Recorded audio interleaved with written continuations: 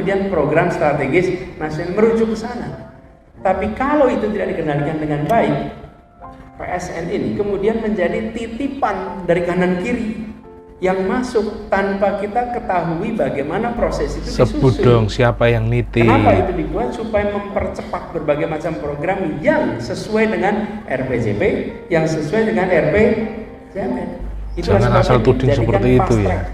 Tapi kalau fast track ini tanpa ada proses tata kelola yang benar, maka dia menjadi titipan kanan kiri. Dan ketika titipan kanan kiri, konsekuensinya dirasakan oleh masyarakat. Ini kita kembali perlu luruskan.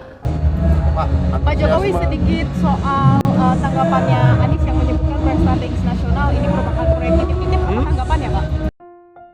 Ya ditunjuk saja. Proyek yang mana, yang titip siapa? Proyek strategis nasional itu titipan dibilang Pak, gimana tuh Pak? Sebutin aja datanya secara terbuka, yang titip siapa.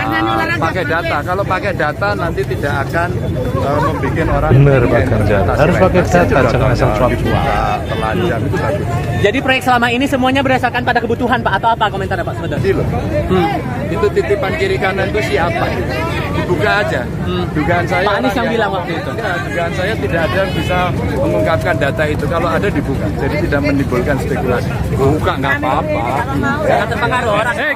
Nah itu ya, Pak Anies ini sering mengungkapkan statement yang kontroversial ya. Salah satunya ini, harusnya dibilang dong, dibuka, datanya dibuka gitu loh. Siapa sih yang nitip-nitip tersebut? Oknum siapa sih yang suka nitip-nitip tersebut? Harusnya dijelaskan. Ngapain ada rahasia-rahasiaan? Betul kata Pak Ganjar tadi, betul kata Pak Jokowi tadi, sebutkan proyek mana, siapa yang nitip. Harusnya jelas gitu loh. Dulu juga salah data. Katanya pembangunan infrastruktur di era Pak Jokowi ini lebih banyak jalan tol dibanding dengan jalan yang gratisan.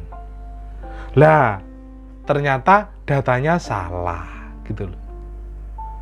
Makanya ngomong itu harus pakai data supaya tidak terjadi perdebatan antara masyarakat satu dengan yang lainnya gitu. Lah kok seakan-akan gitu loh, terus menyudutkan pemerintahan Pak Jokowi terkait hal tersebut.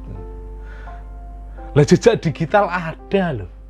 Apa yang Pak Jokowi lakukan untuk Indonesia ini, prestasi apa yang sudah dilakukan Pak Jokowi untuk Indonesia ini ada loh.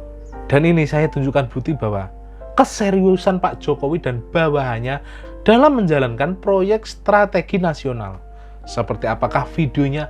Langsung saja ya kita lihat videonya berikut ini. Saya ingin menyampaikan ucapan terima kasih kepada Komite Percepatan Penyediaan Infrastruktur Prioritas KPPIP dan seluruh yang terkait yang telah bekerja keras mengawal dan menyelesaikan persoalan-persoalan pembangunan infrastruktur utamanya yang PSN prioritas. Hati-hati, bukan sesuatu yang gampang di lapangan. Dengerin tuh Pak Anies. Kita tahunya telah selesai bukan hal yang jalan tol, telah selesai bendungan, ngomong, telah selesai airport, telah selesai pelabuhan, telah selesai pembangkit listrik. Tapi tidak tahu bahwa persoalan di lapangan itu begitu sangat rumitnya. Utamanya urusan pembebasan lahan.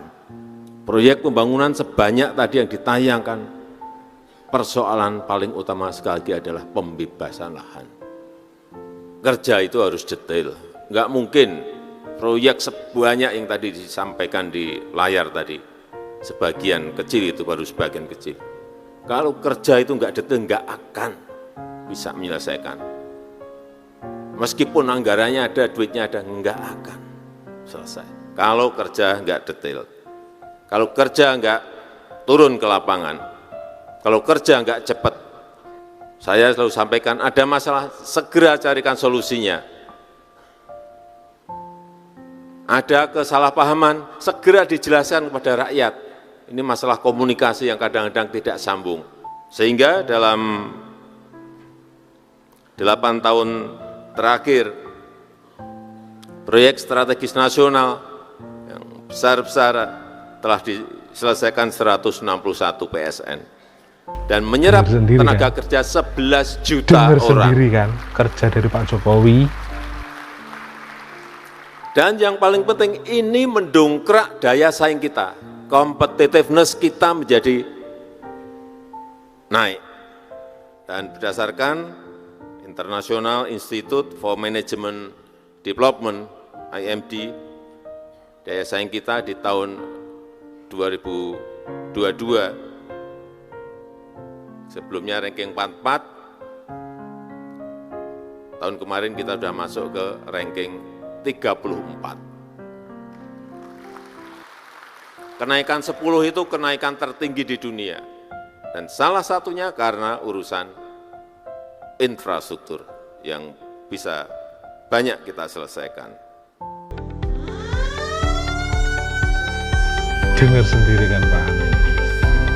Kerja itu nggak mudah, turun ke lapangan. Tidak hanya berkata-kata saja, merangkai kata. Cuap-cuap melempar kontroversial gitu.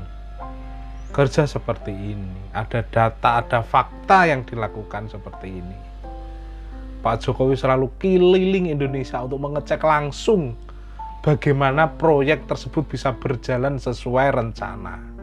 Itu yang dilakukan Pak Jokowi dalam membangun Indonesia. Ya, kami merasakan terlepas dari jabatan juga saya anggota masyarakat Aceh, kami sangat merasa bahagia bila TOR ini lahir di Aceh. Kenapa ini salah satu kebutuhan hari ini. Dari sisi kecepatan transportasi dan sebagainya yang juga ini sangat mendukung kesejahteraan masyarakat dari sisi perekonomian dan sebagainya.